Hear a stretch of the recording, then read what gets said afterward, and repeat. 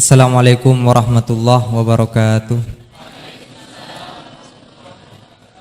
Alhamdulillahirabbil alamin wa bihi nasta'inu ala umurid dunya waddin wassalatu wassalamu ala asyrafil anbiya wal mursalin wa ala alihi wa sahbihi ajma'in. Amma ba'du. Rabbi israh li sadri wa yassir li amri wahlul 'uqdatam min lisani yafqahu qawli waj'al li wazira min ahli. Allahumma aftah lana hikmataka wansur alaina rahmataka min khazaini rahmatika ya arhamar rahimin.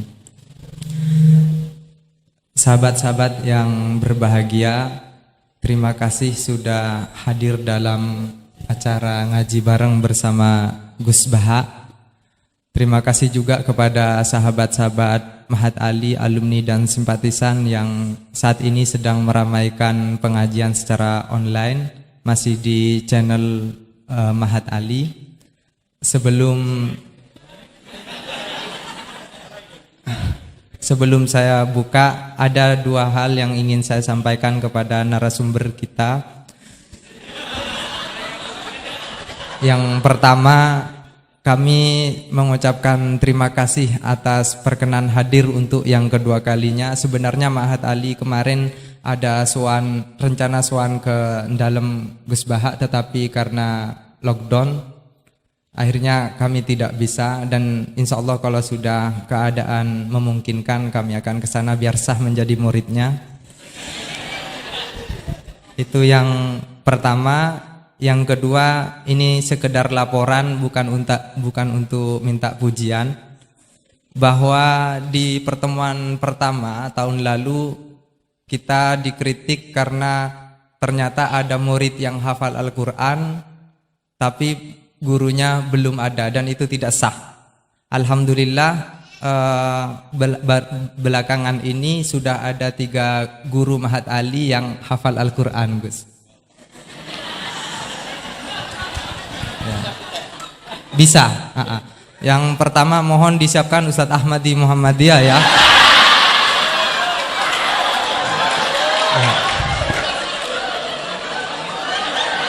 Beliau sudah hafal Al-Quran 30 tahun yang lalu, juga guru sini. Dan yang kedua Ustadz Miftahus Surur, kurang lebih 18 atau 20 juz. Terus yang ketiga Ustadz Wandi, kurang lebih 15 sampai 17 juz.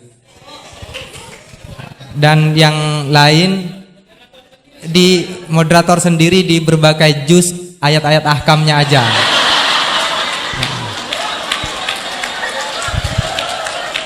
Dan juga sebagai laporan, Ustadz Herudin sebagai sekretaris Mahat Ali Situbondo sudah membuat ancang-ancang peraturan bahwa musrif atau pembina di Mahat Ali itu sekurang-kurangnya menghafalkan ayat ahkam berikut beberapa juz yang kelak nanti ditingkatkan menjadi harus 30 juz. Tetapi ada yang kurang baik. Setelah itu aturan itu berlaku untuk yang daftar jadi dosen. Kalau yang sudah jadi dosen bagaimana Ustadz Herudin? Ustadz Herudin mengutip Al-Baqarah tentang ayat riba itu, Gus. Faman ja'ahu mau'idatum mir rabbih fantaha falahu ma salafa. Jadi yang sudah udah itu amruhu ada ilallah. Jadi bersyukurlah saya sudah masuk sebelum ada syarat-syarat itu.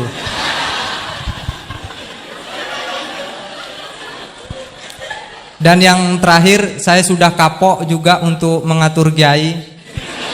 Saya tidak akan ngurus temanya apa, waktunya berapa. Saya persilahkan sesuka-sukanya juga saat ini dalam pengertian yang hakikat. Bukan hanya karena kapok ngatur ya, tetapi juga beliau sudah berjanji tidak akan lebih 45 menit tahun lalu. Jadi ini hanya soal menagih janji saja. Saya persilahkan kepada yang mulia. Teman-teman gitu, biar ketemu lagi. Pakainya pakai apa tuh? Di sini kajiannya pakai apa? Fikih usul fikih, komposit. Pakai kitab apa? Kalau M2 Jamul Jawabi, kalau M1 Ghayatul Usul, yang mutakalim, kalau yang yang Muqarron usul fikih. Jamul jamak ngambilnya gampang, ngambil susah. Ada nggak?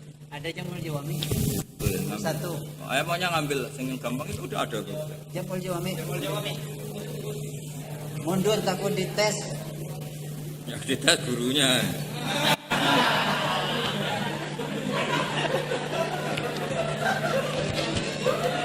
Siapa nanti yang dites Qurannya? Kamu ya?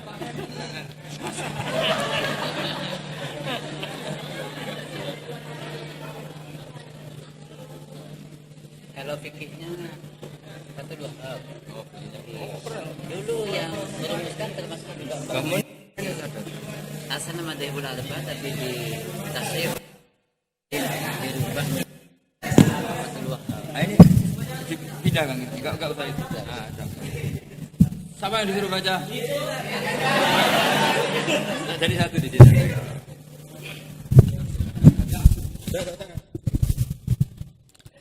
Assalamualaikum warahmatullahi wabarakatuh. Bismillahirrahmanirrahim. Allahumma sholli wa sallim ala sayyidina Muhammadin wa ala alihi washabihi ajmain. Amma ba'du. Semoga semua di sini dimaafkan Allah Taala. Karena ganggu wong top. Top cara pangeran, angger mukmin ya top. Begini ya, jadi saya tahu banyak foto-fotonya Mbah Mun ketika sama Ki As'ad. Bapak saya kandung juga pernah di sini ketika Muktamar 84, beberapa keluarga termasuk Ki Ahmad Siddiq karena beliau juga turunan Lasem. Yang jelas kenangan kita dengan Ki As'ad itu banyak, dari bapak, dari guru, kemudian beliau juga ngaji di Stogiri. Saya juga dapat keluarga Stogiri, banyaklah hal-hal. Tapi yang saya pastikan memaklumatkan diri sebagai Ma'had Ali itu entah keangkuhan, entah jujur, tidak tahu. Karena Ali itu maknanya kelas tinggi. Kelas tinggi itu bisa kelas tinggi ilmunya atau kelas tinggi ya macam-macam. Tapi saya beri contoh. Ini ya, Wahid kan masih kecil, tak panggil Wahid saja. Ini tak beri contoh. Ini kitab Minhajut Thalibin. Ini saya belajar tak takriri sampai seperti ini. Ini bisa dilihat ini. Hampir di semua kitab saya, kitab-kitab induk, entah itu fikih, entah ihya, entah hikam, itu pasti ada takrirannya. Karena tadi saya sudah komplain sama Pak Khairuddin, keputusan fikih udah ada khilaf itu gak keren gitu saya itu. Karena bawaannya fikih itu khilaf. Saya beri contoh ya. Di sini fikihnya kan diajarkan kan Fathul Wahab ya. Saya sedikit cerita tentang Fathul Wahab. Dulu indukan kitab fikih itu namanya Al-Um, ya kan? Dikarang katanya, dikarang oleh Imam Syafi'i. Sebenarnya enggak dikarang, diimlakkan. Ini pakai bahasa Ma'had Ali, kelas tahqiq. Ya, kalau bahasa umum kan kitab dikarang Imam Syafi'i itu salah besar.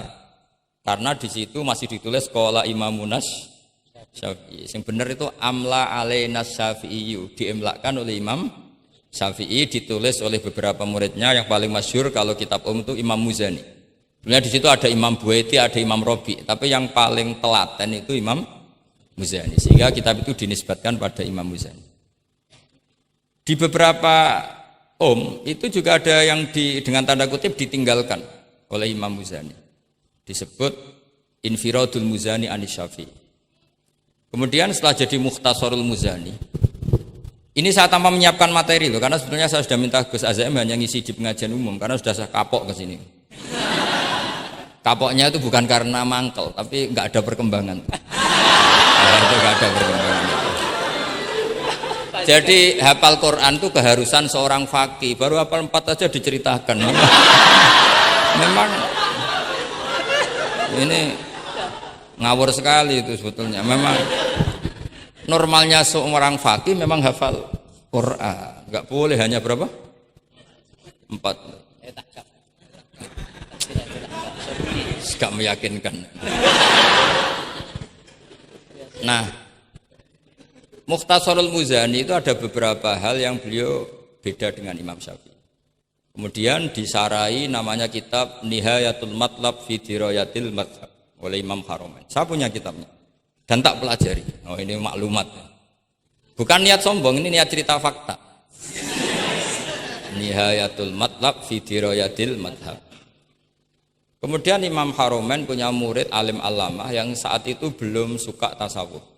Namanya Imam Ghazali. Beliau akhirnya menulis Al-Basit, berhubung Mak Hatali sinau Basit gak pati iso mergo kegeden digenti Al-Wasit. Al-Wasit ya ora pati disinaoni digenti apa? Al-Wajiz. Alhamdulillah kayaknya Pak Khairuddin juga gak punya. Punya kita Wajiz. Wahid punya? Wahid Wajiz? Berapa halaman itu? Kitab Wajiz itu. Berapa halaman? Tebelnya aja kira-kira seberapa tebelnya? Ya, tebelnya seberapa? Kalau nggak tahu isinya paling nggak tahu tebelnya. harganya masih ingat ya? Kalau nggak tahu isinya tahu harganya ya. Cetakannya DKI apa? Iya, ya, ingat dia kalau uang ingat dia. Jadi bawaannya orang nggak bakat soleh itu kalau uang tuh ingat.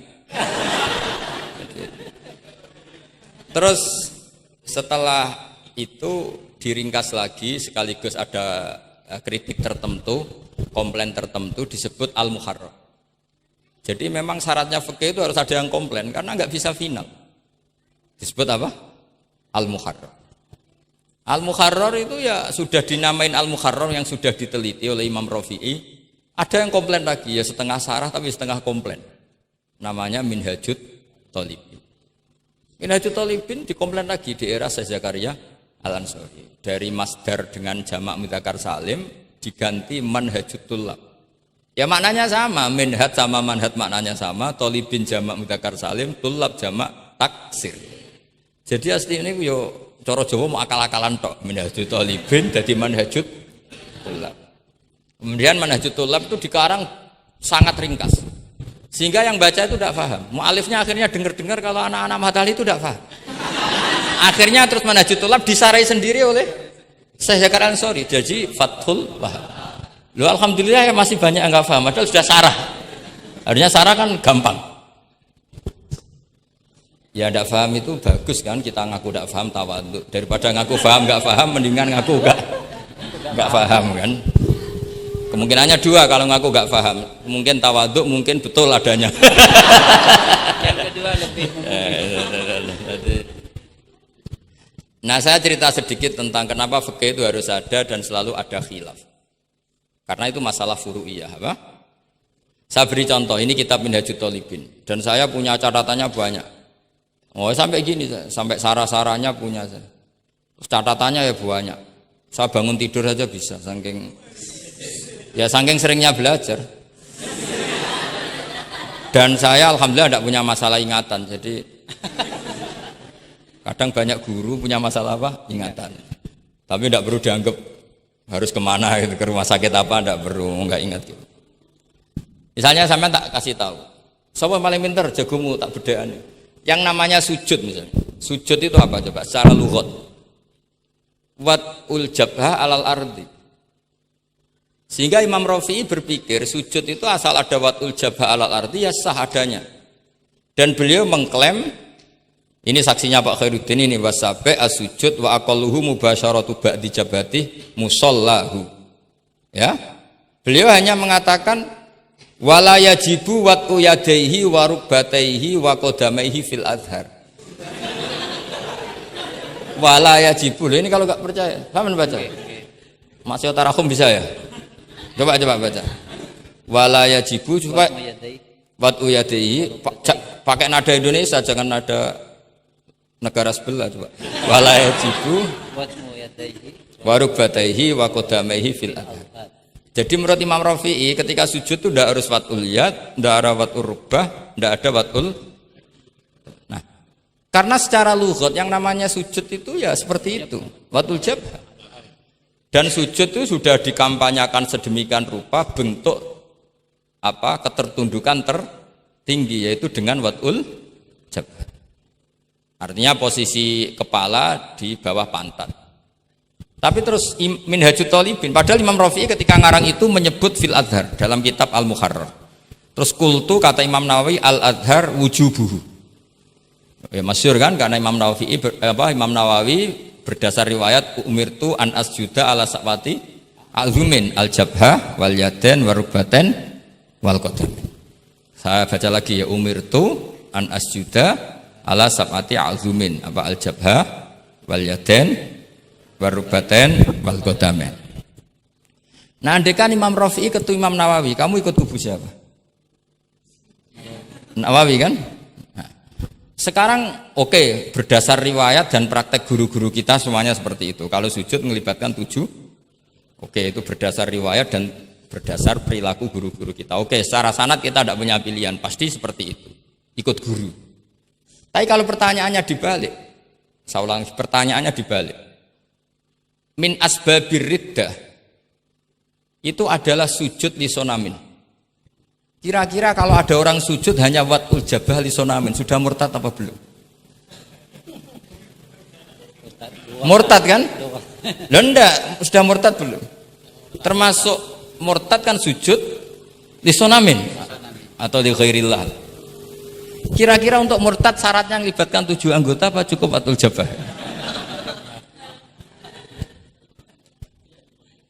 Untuk sah menjadi murtad. Nggak, misalnya kamu, jangan kamu lah, kamu potongan tidak mungkin murtad insya Allah. Misalnya ada orang murtad dengan cara murtad yang fi'li, contohnya apa? Kasujudin lisonamin. Murtad kan, ingatlah masih ada 3 kan? I'tiqadi, qauli, fi'li. Yang fi'li contohnya kasujudin lisonamin. Untuk menjadi sah murtad itu nunggu 7 anggota apa salawatul jabah? Enggak jawab aja, ngawur saja kak, biasanya aja. Udah enggak usah. Kan biasanya ngawur terus enggak apa-apa, masih anak-anak aja. Hati-hati aja tetap ngawur apalagi. Enggak, menurut kamu sudah murtad belum? Ya kan murtad kan? Artinya kalau itu sah untuk menjadi murtad, harusnya juga sah untuk menjadi sujud karena sama-sama simbol. Sujud watul jabah faqat ya simbol takzim ke Allah setinggi-tingginya. Kenapa menjadi murtad? Karena ini simbol hormat kepada sonam setinggi, sehingga Imam Rafi'i berpendapat sujud itu tidak harus melibatkan anggota 7. Ya kira-kira gitu logi. Makanya tadi saya juga matur Mas Hasan, piye gurumu mbok kanyamu lah, guru keduren. Maca fikih ora ono khilaf iku fikih apa? Fikih ben seru itu harus ada khilaf. Ya ini sama yang baca supaya jadi seksi. Kalau menurut Imam Rafi'i seperti itu. Enggak, ya harus jadi wala yajibu ini. Enggak akan keliru. Tadi kan sudah tak baca. Wala yajibu wad'u yadayhi wa rukbatayhi wa qadamayhi fil adhar. Imam Rafi'i di Muharrar terus Qultu al-adhar wujubuhu. Ya kan sama-sama bilang al-adhar. Imam Rafi'i bilang enggak wajib ya al-adhar. Imam Nawawi bilang wajib ya al-adhar. Kamu partai mana? Ditutup wallahu a'lam. Oh iya.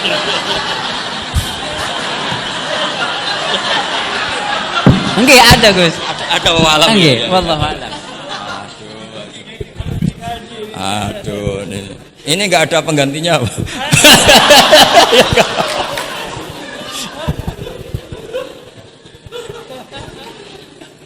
Jadi fikih itu mau tidak mau harus khilaf karena sudut pandangnya seperti itu.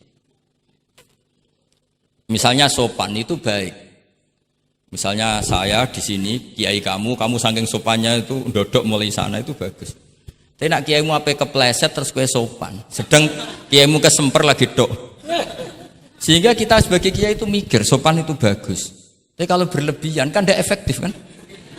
Cong aku pengen jedeng tuntun kayak kokono. Kalau sini tuh kan deprok terus melaku ke sini. Jadi makanya ya kita harus ngeritik juga, sopan berlebihan juga akhirnya ada efektif. Cong sedang kiaimu tiba mati kayak lagi tok kan gitu kan.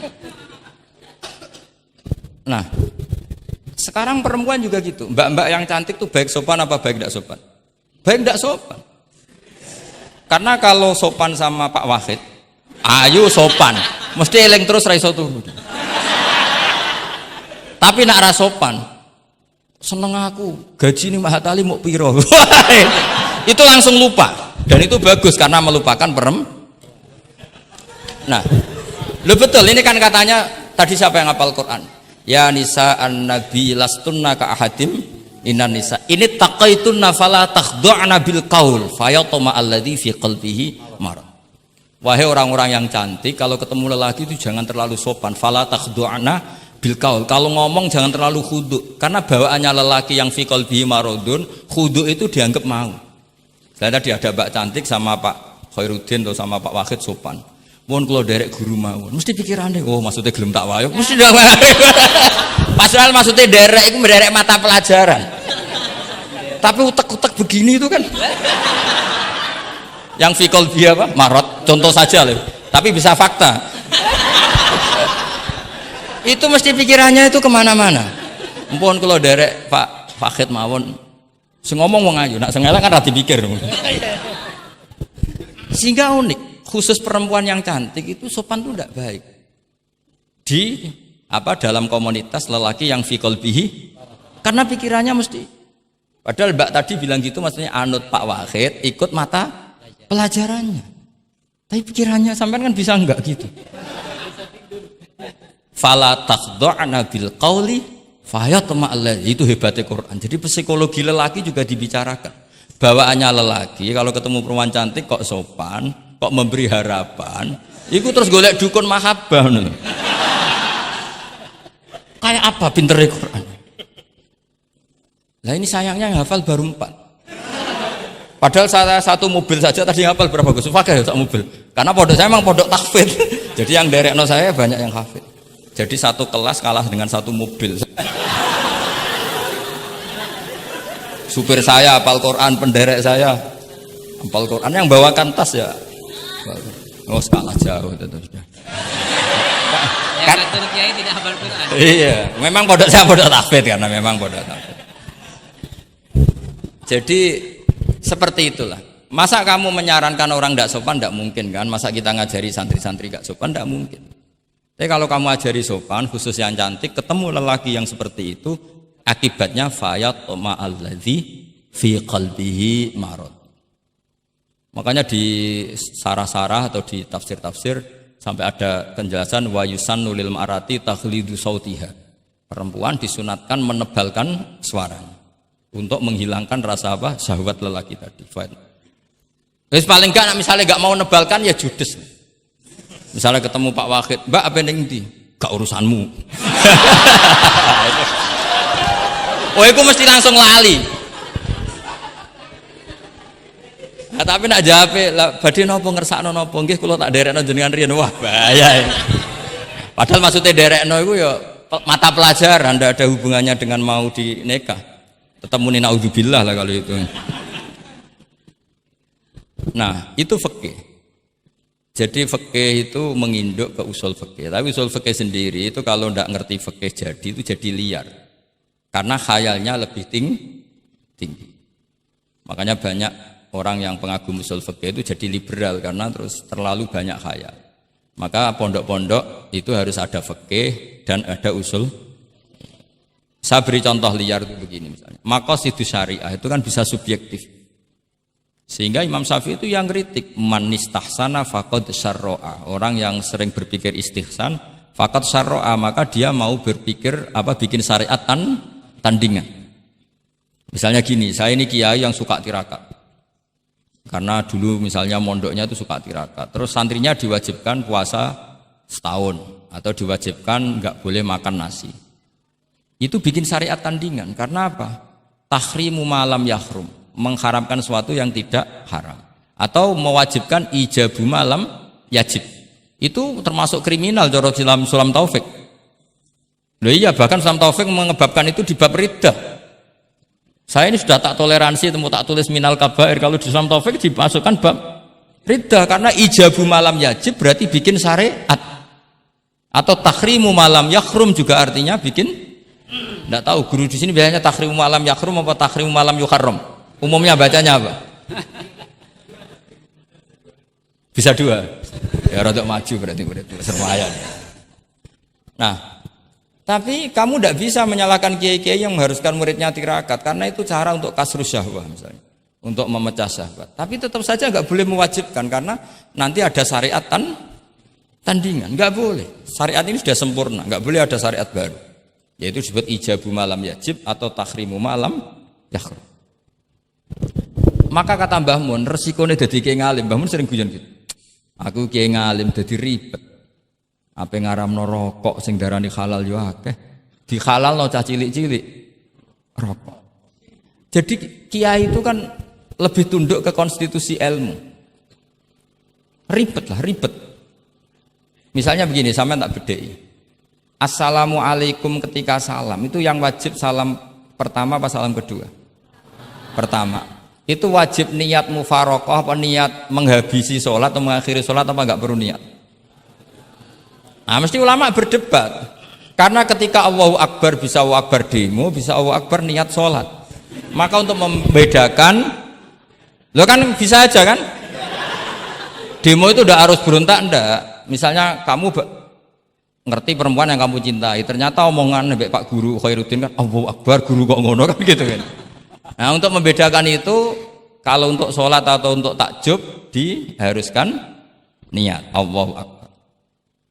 Nah, sekarang salam harusnya juga ada pikiran begitu. Ini salam karena ketemu orang, apa salam karena keluar dari sholat. Makanya selalu ada ulama yang berpendapat wajib niatul khurud minas sholat.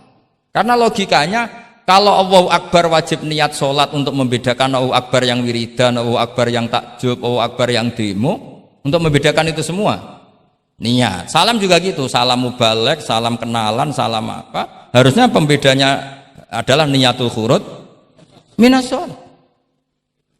Makanya saya tadi itu komplain sama Pak Khairuddin, itu basul masail fikih kok ada khilafnya. Hebat betul orang itu, kata saya itu. Itu yang putri tadi.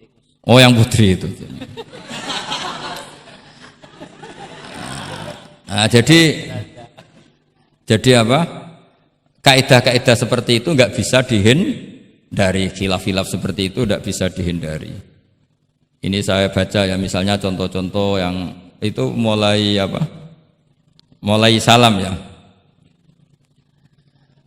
Jadi pilihan-pilihan itu, misalnya di salam ana jaza anha, terus asani asyar assalam wa aqalu assalamualaikum wal aso jawa qultu al aso al mansur wa annahu la tajibu niyatul khurud. Jadi ada yang bilang tidak wajib, mesti artinya ada yang bilang wajib. Karena jadi nggak ada pilihan. Setelah ada pembanding itu udah ada. Sekarang begini lagi. Ini yang ulama kadang-kadang ya nyuwun sewu, andekan kita ulama itu kadang ra cocok, tapi cocok ra cocok ya harus didengar, ini ngaji. Ulama fikih kadang ya sembrono, tapi kaya muni ngono kualat aku. Saya ngomong aku wae. Nak darani iktidal, menamai iktidal itu ruknun qasirun ghairu maksud. Julus benas sajdatain atau jalsah itu kan ruknun qasir ghairu. Itu banyak ahli hadis yang komplain. Ini ngawur betul fuqaha itu. Wong rukun kok ghairu maksud. Dan mereka berani bilang itu rukun sing ghairu maksud. Kusida lil fasli, hanya dimaksudkan untuk pemisah. Itu kan yo mangkelno wong rukun kok ghairu. Ternyata ulama itu punya niat begini. Setelah dikatakan ruknun qasir, maka jangan ada pesaing. Yaitu ukurannya apa? Julus jalsah benas sajdatain enggak boleh lebih lama ketimbang tasyahud akhir. Tasyahud awal sunat bu, jangan ngaji ora khatam. Tasyahud akhir apa awal? Akhir, berarti sabtu lisan pinter lah, pinter. Iktidal juga ruknun qasirun, maka enggak boleh lamanya menandingi qiyam lil Fatihah. Ya, sudah jelas ya. Yang jalsah benas sajdatain enggak boleh menyaingi tasyahud akhir. Yang iktidal enggak boleh menyaingi qiyam lil Fatihah. Ternyata ulama itu ya mikir, disaingi ku ya ora enak. Ngene kaya kula saingi Khairuddin ya ora gelem. Ora krana sombong, disaingi itu ndak enak. Kecuali level ya. Kecuali level. Level ya hafal Quran ya 30 juz. Itu Jibril bisa demo ke kamu. Memangnya saya hanya nurunkan ayatul ahkam. Enak saja milik. Memangnya selain ayatul ahkam enggak menarik. Itu kalian semua pasti berhadapan dengan Jibril. Coba Jibril nurunkan semuanya apa hanya ayatul ahkam? Kalau saya ketemu kan aman.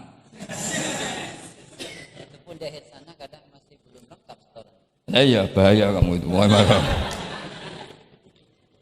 Nah, ketika wajib gak mau disaingin, ini ternyata menginduk ke mazhabnya Abu Bakar As-Siddiq. Di antara sifat Allah paling keren tuh la syarikalah. Di mana-mana zat yang top tuh gak mau saingan, dan itu normal karena memang gak ada yang setara dengan Allah.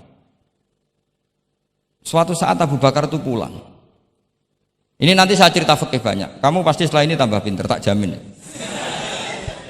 Bukan barokahnya saya lah, barokahnya Mbah Mun, barokahnya Mbah As'ad gitu. Tapi kena ras sombong yang termasuk barokahku lah gitu. Nak kamu ndak sombong, tapi sombong juga gak apa-apa. Terus biasa salah, orang salah sombong salah liane. Abu Bakar pulang, di situ itu istrinya menyediakan beberapa makanan untuk sahur. Itu marah besar. Apa kamu mau menandingi Ramadan sehingga puasa sunat aja persiapannya seperti ini? Bahkan sebagian riwayat itu beliau memukuli Kidrun, jadi itunya ada yang dirusak lah kira-kira gitu. Ini dengerin betul, nanti akibatnya di fikih. Makanya di fikih apa? Sholat fardu itu nggak mau kesaingan. Sholat fardu wajib qiyam liqadirin. Nggak boleh sholat sunat bersyarat begitu. Harus sah qu'ud meskipun ma'al qudrah. Karena fardu itu nggak mau kesaingan. Jadi fardu ya rada egois kira-kira gitu. Nah, mesti sampean lagi krungu iki gitu. Maksudnya sering roh hukumnya tapi baru tahu logika ini. Loh aku rasul soal yakin. Soal yakin. Karena fardu itu enggak mau. Poso fardu wajib tabyitun niat. Nginep no niat mulai malam. Poso sunat tidak. Ketemu jam 9 kamu belum makan, belum ada dukhulu syai'in fi jawfika. Terus niat puasa sah enggak? Sah. Ada bedanya enggak fardu sama sunat? Ada. Sholat fardu wajib itmam, puasa wajib itmam. Puasa sunat amiru nafsi. Wah, puasa sunat kok bojo lagi apian bisa kamu batalkan. Tapi nak puasa fardu, oh sanksinya berat. Itku rokobatin sampai ya siamu sehari ini apa? Mutatabi'an. Terakhir itamu sitina. Tapi kalau puasa sunat amiru nafsi, kamu terus nggih monggo, ndak terus intinya fardu itu nggak mau disaingin. Batin fardu egois kata saya. Nah, Abu Bakar sampai begitu. Ono wong poso sunat kok sampai nyiapno buka, nyiapno sahur ku marah. Bahkan marahnya nggak sekedar di hukumnya, di perlakuannya. Kamu itu memperlakukan puasa sunat aja kok kayak memperlakukan fardu. Hanya di menunya, di persiapannya. Dan ternyata Imam Syafi'i benar, ternyata di hukumnya juga harus beda. Misalnya tadi, qiyamul qadir fil fardi wajib qiyam. Tapi kalau sholat sunat, boleh qu'ud walau ma'al qudrah alal qiyam. Jadi ini ulama. Ini perpaduan usul fikih dan fikih. Jadi fardu itu ya agak angkuh lah kira-kira gitu. Angkuh itu kalau baik namanya izzatun nafs. Memang harus beda. Lah di sini. Nah, di bab zakat juga sama. Ukuran wajib itu apa? Akhdhal imamu qahron atau la yuqta'u yadu sariki. Ben kita tambah pinter. Tetap goblok ya ora apa-apa zaman akhir, tapi kita tak pinterno sithik lah. Ketika seseorang diputuskan wajib zakat, kok ndak mau zakat? Efek hukumnya apa? Akhdhal imamu qahron. Imam boleh ngambil paksa. Atau kalau mustahik itu nyuri dengan kadar yang memang jatahnya la tuqta'u yadu. Mergo ana syubhatul milki. Jadi, paham ya? Jadi sampean misalnya fakir, tanggane Pak Khalidin gak gelem zakat, nyolong jatah. Andaikan dia lomo mustahik kamu itu dapat sekian. Itu enggak boleh dipotong tangannya karena kamu ngambil jatah. Jadi sekali diputuskan wajib itu punya akibat akhdhal imamu qahron atau la tuqta'u yadu sari. Jadi itu fikih. Jadi fikih itu konsisten. Nah, sekarang yang dikatakan fikih itu ainut ta'ah apa shawab, apa hak. Nah, itu yang ulama berdebat. Sekarang misalnya sampean tak bedheki begini. Sing darani salat sing sah iku madhep kiblat. Betul kan? Ya, betul. Masih ingat ya? Sekarang madhep kiblat itu menjadi baik karena nurut Allah apa karena madhep kiblat? Karena nurut Allah. Sehingga semangat fikih itu semangat taat ning Allah. Falau sholla arba'a raka'atin bi arba'i jihadin, itu enggak perlu i'adah. Karena ketika aku istihad sana itu kiblat, rakaat kedua rubah ke sana, rakaat ketiga rubah. Allah ngitungnya, saya iku capek oleh kepen roh kiblat tenanan nganti spekulasi ping 4. Artinya apa? Karena kadang Allah itu butuh taat apa butuh kasile? Butuh taat. Nah, ini yang paling angel. Tapi di dalam banyak hal kaidah fikih itu al-ibrah bima fi nafsil amri. Kadang bima fi dzannil mukallaf wa bima fi nafsil amri. Kadang mu al-ibrah bima fi dzannil mukallaf la bima fi nafsil amri. Jadi selalu fikih itu khilaf. Fikih yang furu'iyah maksudnya, yang furu'iyah. Ini kadang-kadang rada angel gurumu ini. Nah, sekarang misalnya seperti itu. Ijtihad tadi. Ijtihad itu apa coba? Ya tadi, ketika Anda sholat madhep sana terus taghayyara ijtihaduka dan memutuskan kiblat ke sana, kamu harus nuruti ijtihad kamu apa enggak? Harus nuruti kan? Karena kalau kamu teruskan di rakaat kedua madhep sana berarti kamu ibadah dengan cara yang kamu yakini salah. Maka harus rubah. Karena ada kaidah al-ijtihad la yunqadu ijtihad. Kok ijo? Ya udah pinter iso nerusno. Nah, ternyata itu sudut pandang kalau dengan kaidah itu, sehingga lau sholla arba'a raka'atin bi arba'i jihatin sohat sholatu. Tapi kalau dibalik al-ibrah fil ibadah itu bima fi dzannil mukallaf wa bima fi nafsil amr. Nah, kalau Anda kan sudut pandangnya pakai kaidah itu, berarti kan pasti ada 3 jihad yang salah. Pasti apa mungkin? Pasti. Nah, kenapa di bab al-ijtihad itu ditoleransi? Padahal jelas yang 3 ini tidak fi nafsil amr. Lagi-lagi tidak semua ulama cara pandang sama. Yang satu pakai kaidah ini, yang satu pakai kaidah. Makanya saya sering mencontohkan berkali-kali. Kalau kamu ingin sowan saya enggak jadi enggak apa-apa, tetap baik. Karena kemungkinan seneng kiai ya 2. Dulu saya sering bercerita. Ada tabiin tanya sama sahabat, bagaimana wajah Rasulullah Shallallahu Alaihi Wasallam. Tabiin ini nangis. Wallahi saya ini saking hormatnya, saking haibahnya Rasulullah, saking hormat saya tidak pernah berani melihat wajah beliau. Saya sowan juga agak berani karena takut ganggu. Jadi cara seneng kiai itu ya kadang ra perlu sowan. Karena bawaannya itu ganggu. Loh misalnya saya ketemu anak istri saya kan asik, terus ketemu Wahid kan ya pusing.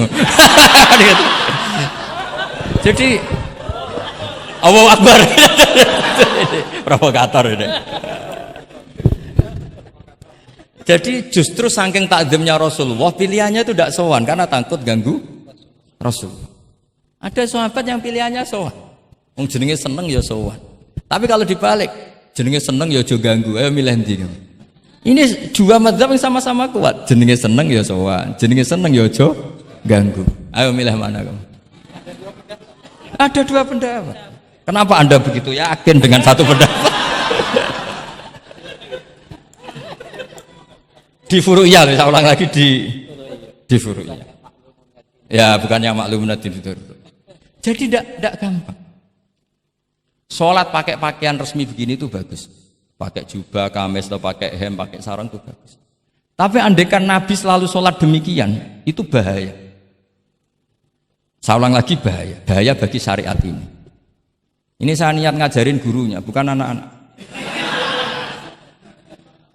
Suatu saat Jabir bin Abdillah, kalau kamu baca lihat di bab sholat di Bukhari atau di Kitabul Ilmi, ilmu fi sholat maksudnya. Itu Jabir bin Abdillah itu pernah datang ke masjid, pakai gamis, pakai baju resmi, imamahnya dicopok, kamisnya dicopok, semua dicopot, terus sholat hanya pakai sarung tok, izarin wahid, terus akidan torofaihi ala atikihi. Ini kayak orang kuno, sarung satu di akidan torofaihi ala atiki, terus sholat. Geger tabiin, kan ini era tabiin, geger tabiin. Ungzur ila sahibi Rasulullah, lihat tuh sahabatnya Nabi, sholat ke model kayak gitu. Ketika Pak Khairuddin sudah sholat dengan segala penampilan, jubahan, terus pakai imamah, dehem dari belakang, orang minggir semua, sudah top lah pokoknya, sudah top pokoknya. Ini sahabatnya Nabi. Terus ketika sahabat mulai dan nyun sewu, beliau ngendikannya agak kasar. Saya melakukan ini. Sama cek nanti di Bukhari. Kalau ada Bukhari juz 1 ambilkan, nanti tak bacakan. Apa cukup nanti tanya gurunya? Tanya saja nanti ya. Kalau 5 menit menemukan berarti dia sudah paham. Kalau ngasih waktu 1 hari masih cari-cari berarti. Ukurannya gampang. Kalau saya setengah menit langsung ketemu.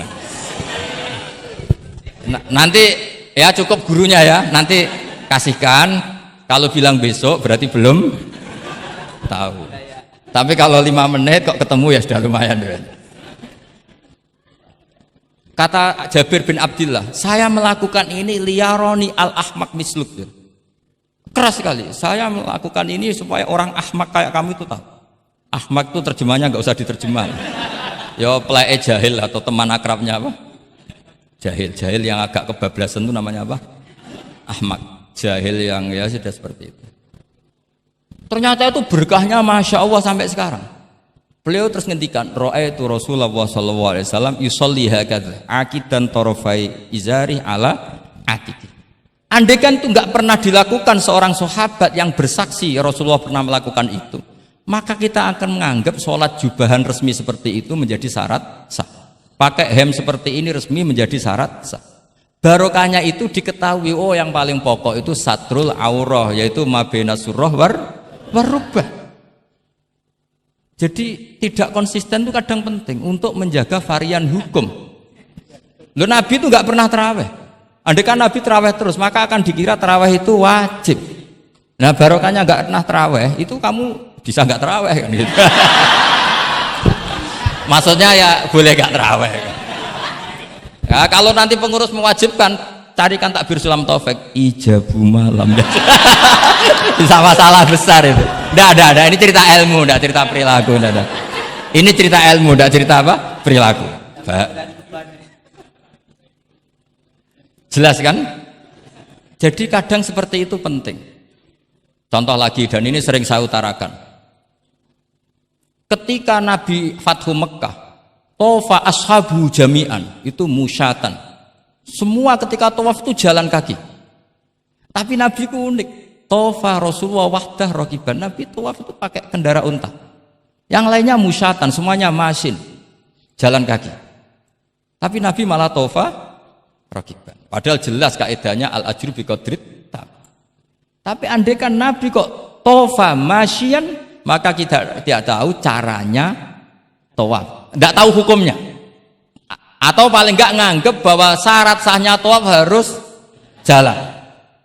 Tapi barokahnya Nabi Tofa rokiban, akhirnya ada hukum, ternyata syarat sahnya tawaf tidak harus jalan, tapi boleh berkendara. Akhirnya kita tahu orang sepuh sedikit tawaf pakai kursi roda, pakai macam-macam. Jadi semuanya itu berkah, perbedaan itu berkah. Tapi yang baca harus orang alim. Kalau orang yang fikal bi marot ya piye Nabi karep wong liya kon mlaku ndek enak-enakan numpak. Ya ribet nek kena wong sing fikal bi marodun fazatahum wa marot. Jadi ribet ini ustadz satu ini ribet. Ya subuh kesiangan ini contohnya kok kayak perilakunya. Ini Kiai Hasan contohnya kayak perilakunya. Sholat itu ada waktunya. Sekali waktunya habis, normalnya sudah tidak wajib, ya enggak? Kamu mau sekolah, selesainya jam 12, kamu bangun setengah 1, harus sekolah pada usah. Karena momen sekali kelewat kan, nggak bisa diulang. Kan? Normalnya sholat qadha itu tidak wajib, normalnya, karena momen waktunya sudah habis. Dan qadha normalnya juga nyuwun sewu haram, normalnya. Tapi berhubung Pak sering kodok terus bilang gak haram kan? Karena yang kodok bukan hanya santrinya tapi apa? Gurunya. Tapi nyun sewu, Nabi itu tahu ditakdir kodok. Saya tidak bilang Nabi kodok, ditakdir kodok. Ini bedanya Nabi dengan kamu. Nabi pernah ditakdir kodok. Dan nyatanya Nabi tetap sholat. Akhirnya jadi syariat kodok itu tetap. Andai kan Nabi tidak pernah kodok, maka orang cara berpikir waktunya kan sudah habis, pasti malaikat bagian nyatet sudah gak ada. Lalu apa sholat wong sing nyatet wis tutup buku kan? Karena logika waktu itu kalau momennya kelewat ya sudah normalnya. Tapi agama ini tidak seperti itu. Berhubung Nabi pas qadha juga sholat. Itu kayaknya juga jamaah ya. Wah itu yang ribet itu. Ya kan jamaah kan itu. Jamaah kan? Wah aku nak mbok praktekno ning pondok. Ya ribet. Separuh pondok qadha terus dimami Khairuddin sing qomat wahid. Wah. Perkara kan? Nah barokahnya ngerti kunut itu sunat, pura-pura ndak kunut. Akhirnya kayak orang baik kan, yaitu mau melakukan sholat duha. Ini ya akhirnya guru saya sedang sholat duha. Itu husnudon yang gioblok.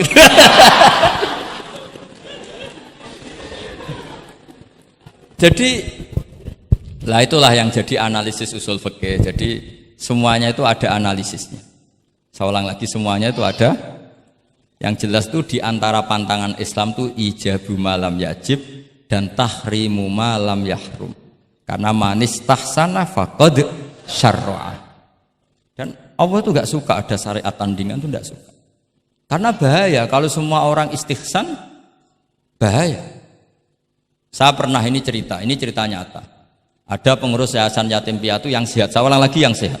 Sehat yayasannya, sehat apa keuangannya, sehat perilakunya. Datang ke saya minta doa, minta nasihat.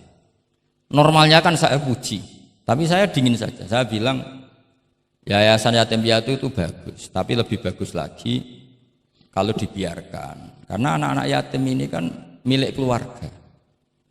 Setelah bapaknya mati, biasanya mbahnya ngerawat, Pak D, Pak Leknya ngerawat. Nah, dengan kamu ambil ke yayasan itu, dia tercerabut dari keluarga.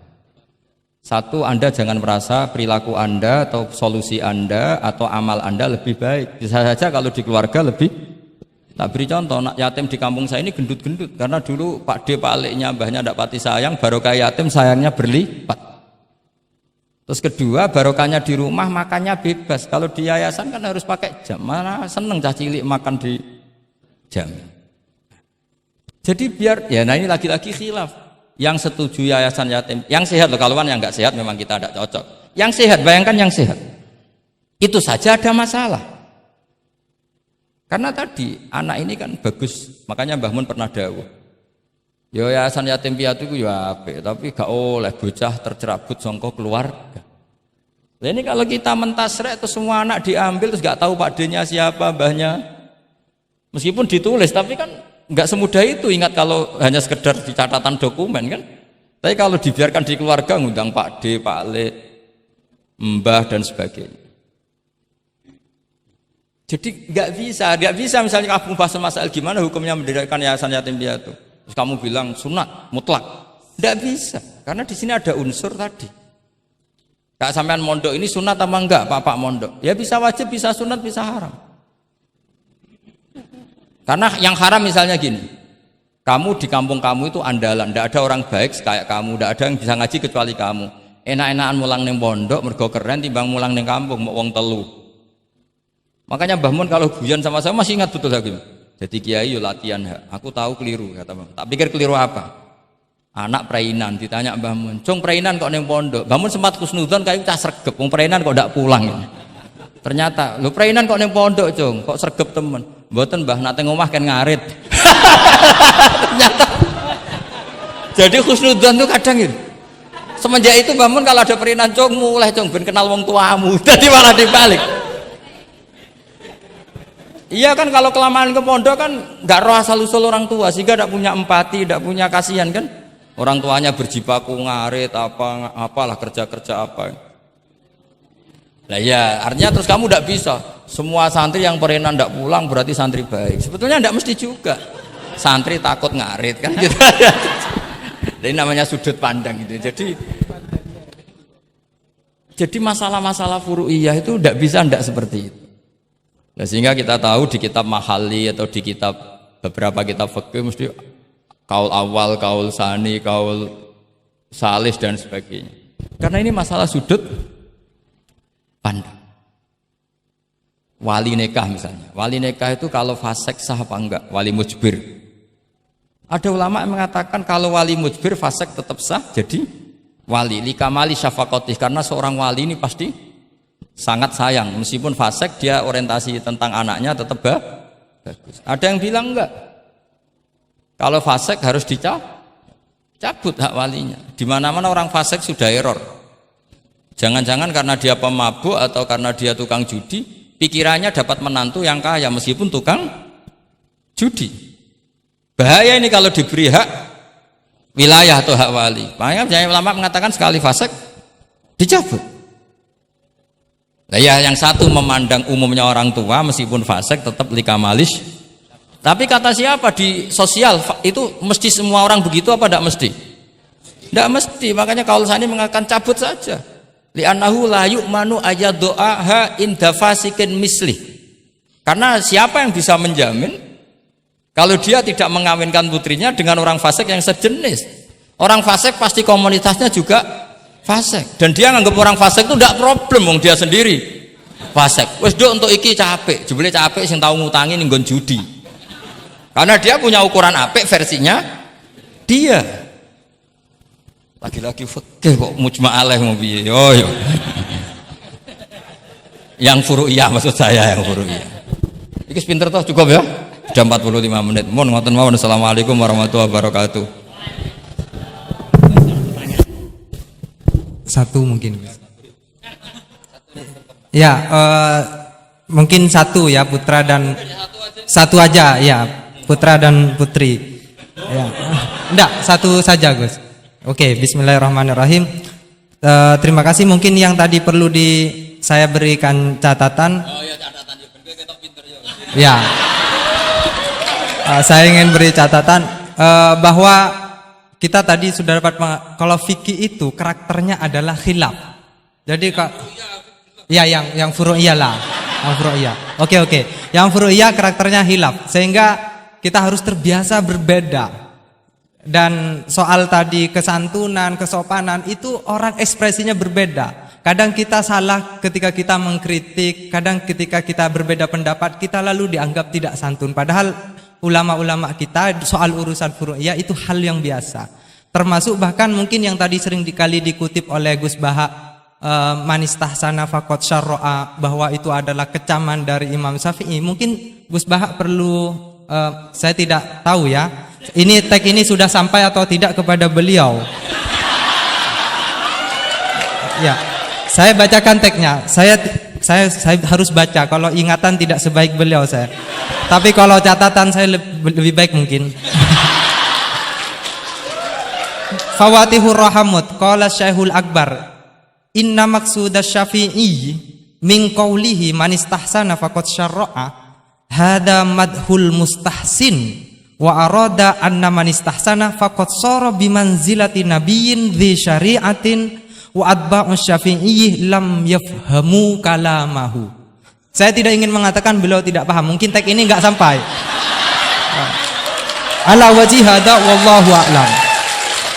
Jadi bahkan yang kita anggap itu sudah sangat pasti Syafi'i sedang mengecam, ternyata ada juga khilaf. Ternyata maksudnya Syafi'i adalah sedang memuji, madhul mustahsin. Faqad sara bimanzilati nabiyyin di syari'atin wa atba'u Syafi'i lam yafhamu dzalika. Walaupun wallahu a'lam. Ya, tapi poin-poin saya adalah akui bahwa ada perbedaan, gitu kan. Oke, silakan saya beri pertanyaan satu saja. Oke, mungkin Ustadz Khairuddin bisa menentukan siapa? Saya Jaya yang menentukan. Oke, Lutfi, mohon maaf bukan soal berkualitas tapi dia lebih dahulu sampai di sini karena dekatnya. Dipersilakan.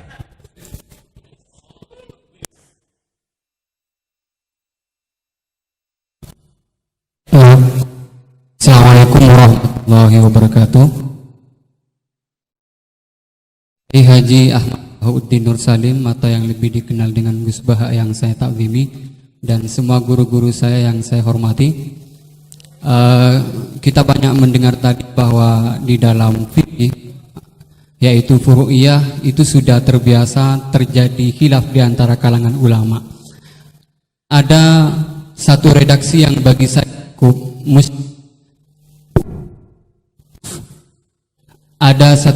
yang menurut saya diantaranya di dalam Bujairami al-Khatib.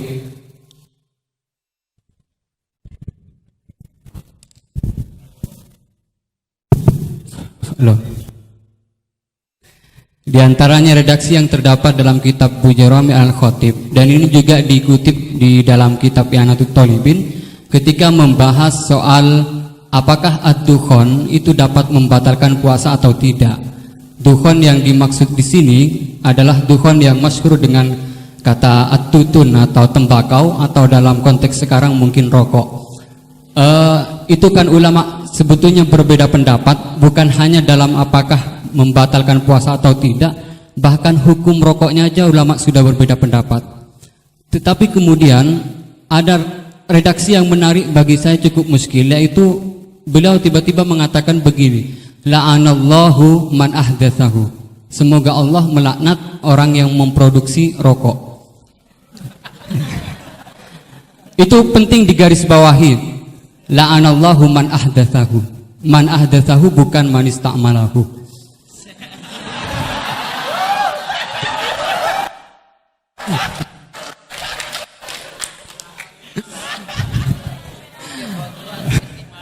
Ini cukup kriminal karena ngomongnya di dalam pesantren yang cukup itu menjadi di negara Indonesia. Kenapa ini ada laknat semacam ini? Karena katanya fa innahu minal bid'il qabihah. Tetapi maksud saya, kenapa ulama ini sampai melaknat padahal hukum rokok itu saja merupakan furu'iyah yang memang sudah sewajarnya terdapat khilaf. Sementara saya sebagai santri NU Tulen itu mengenal, memiliki ulama-ulama yang atau kiai-kiai yang luas, yang bukan hanya tidak mau mencaci maki apalagi sampai melaknat, bahkan mengkafirkan pun itu merupakan pantangan. Sehingga pertanyaannya ini unik, setelah saya cek juga ada dalam kitab Kasyifatus saja yang kita tahu itu pengarangnya orang Indonesia, walaupun mungkin NU belum hadir pada saat itu. Jadi pertanyaan saya untuk redaksi ini, apakah dalam syariat Islam atau fikih utamanya itu memang ada pembenarnya melaknat orang lain atau dalam tanda kutip mendoakan orang lain jelek? Mungkin hanya itu. Terima kasih. Assalamualaikum warahmatullahi wabarakatuh. Ini jam berapa?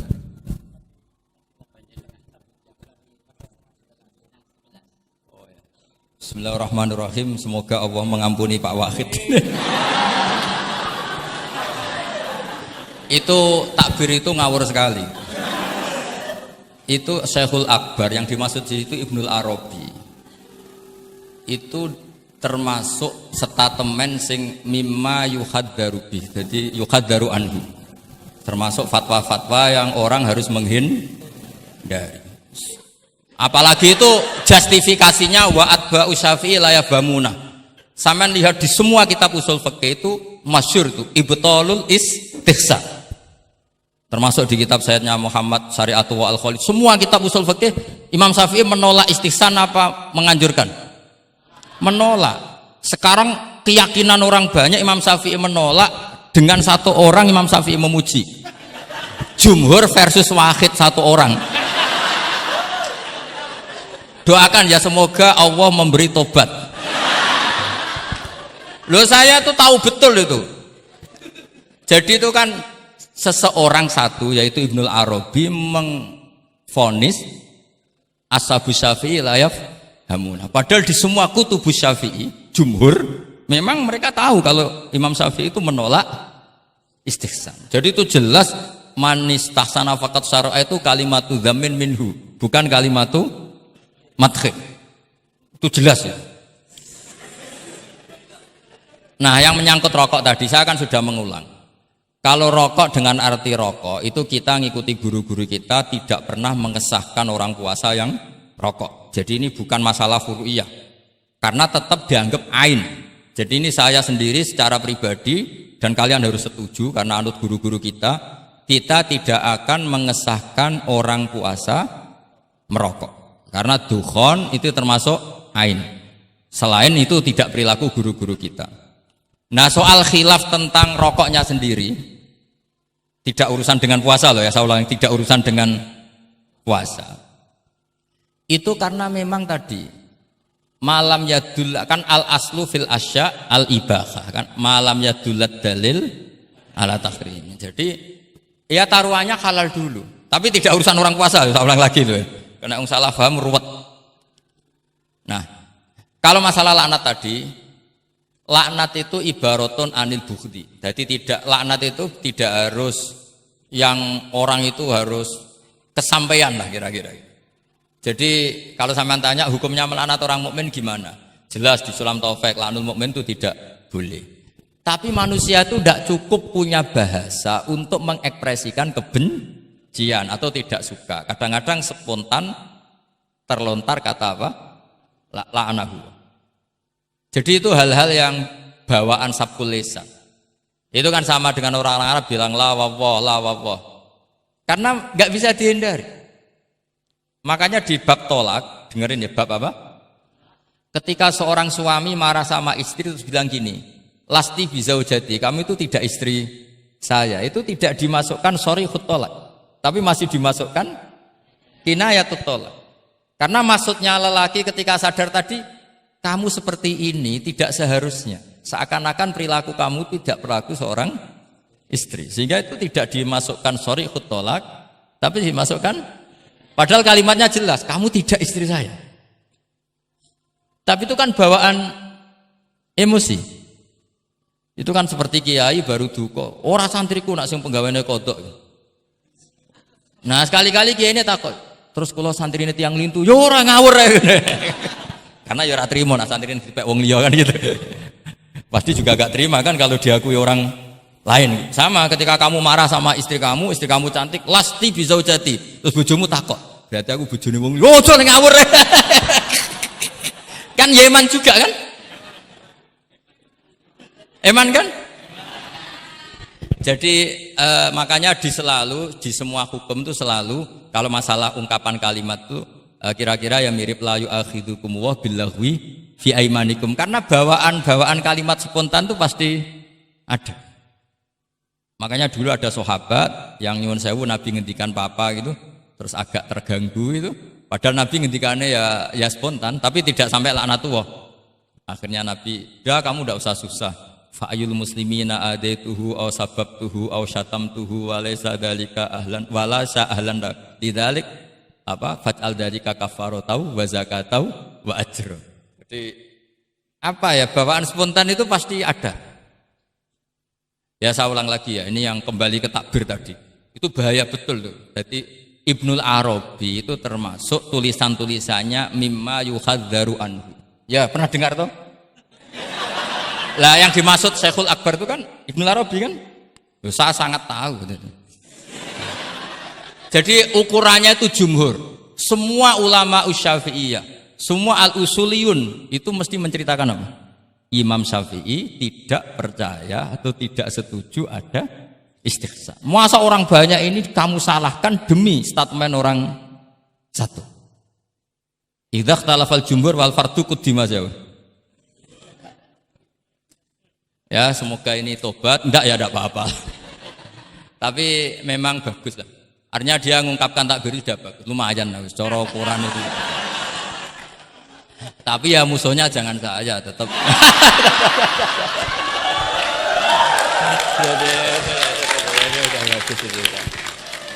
Kalau ada yang jauh seperti Abdul Wahab Murtab memadukan yang dimaksud. Oh enggak mungkin, itu memang salah. Jadi cari saja di ya ibtalul istihsan. Ya pokoknya walhasil ashabu Syafi'i semuanya menolak istihsan. Wong Imam Syafi'i butuh gini. Kalau nanti ada istihsan yang baik, mintanya Imam Syafi'i jangan katakan istihsan, itu masuknya kias. Karena kalau kias kan ada makis, nginduk ke makis aleh. Lah makis aleh ini ada nasnya. Pokoknya butuh Imam Syafi'i itu jangan sampai orang tercerabut dari akar Quran dan hadis, kemudian istihsan dengan subjektivitasnya sendiri, dan itu kalau pakai subjektivitasnya sendiri namanya fakot syarro dong ya ini. Oh, alhamdulillah. Tapi ini sudah pinter loh ya, jangan terus. Ya, jadi ini menghormati Jumatan, yang jelas ini sudah 2 kali sudah cukup tuh, sudah pinter. Iya sudah. Loh, provokator. Nggih wonten ditutup Al-Fatihah.